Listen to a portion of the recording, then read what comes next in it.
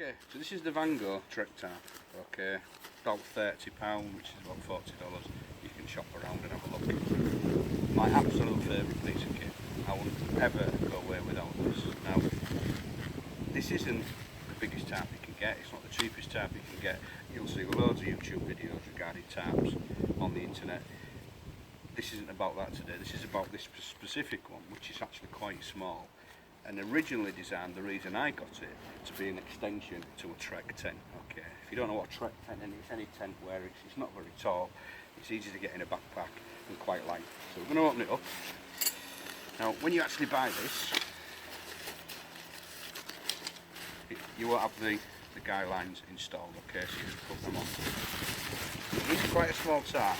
The reason I like it, you'll see very shortly why I think it's absolutely brilliant. So in there you get a bag of pegs. You don't need many for this. The reason I think this doesn't do justice when you do the reviews, it doesn't actually tell you an awful lot about what it can do. So I'm going to show you. So firstly, to set it out, it's quite straightforward. What you'll notice as well, and it does come with a little repair bag from Vango, which is dead handy. Is one part of it won't have a rope on it attached to it, and instead what you get is just an eyelet for a hose. Now the reason I like this straight away is it comes with a pole.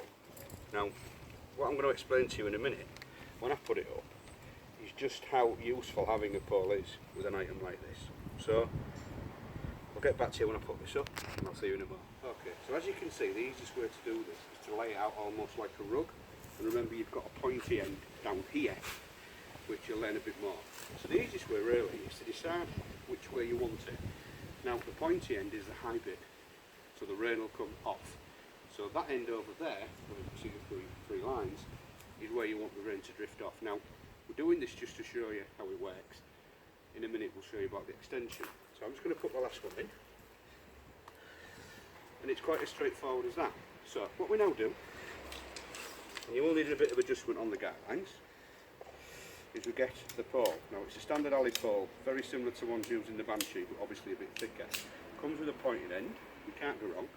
And all you're going to do with this is shut it into this hole here, okay, like that. And as you can see, it's standing up. Now we need to use an extra guideline, which we're going to get in a second, to actually secure that. So as you can see straight away, you can almost see the sort of tent was sort of starting to come. So if you actually look around the front, you'll be able to sort of see inside it. So already you've got an emergency shelter, which is the thing that people don't really realise is actually quite how versatile this bit of kit is. So we're going to get the final rope out of the bag.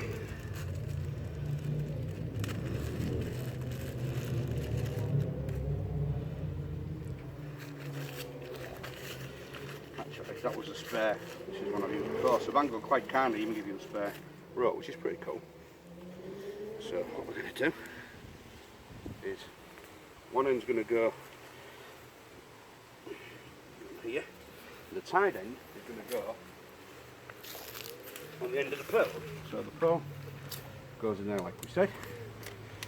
Just do it loosely for now, you don't have to go mad. And all we're going to do is just use this piece of rope, this guy line, to straighten it out.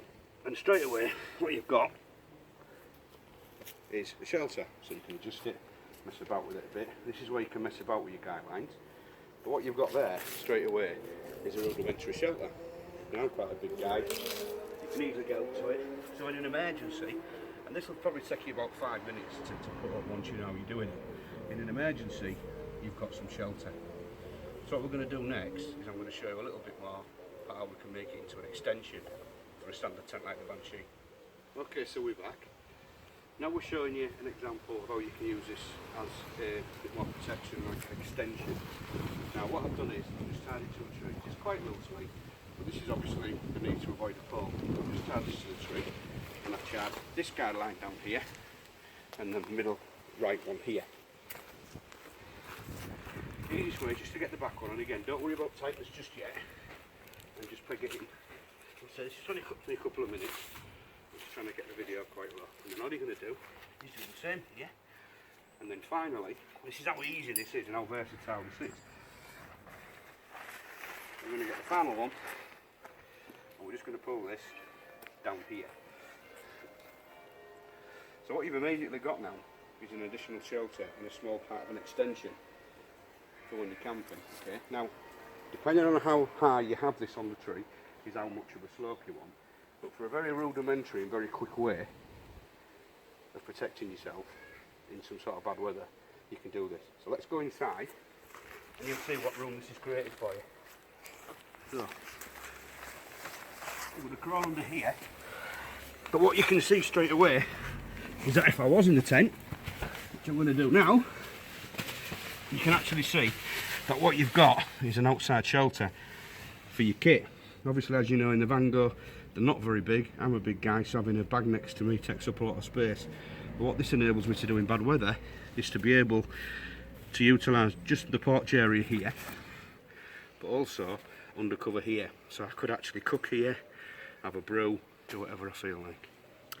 So that's the review of the Vango Tarp. Hope you enjoyed it.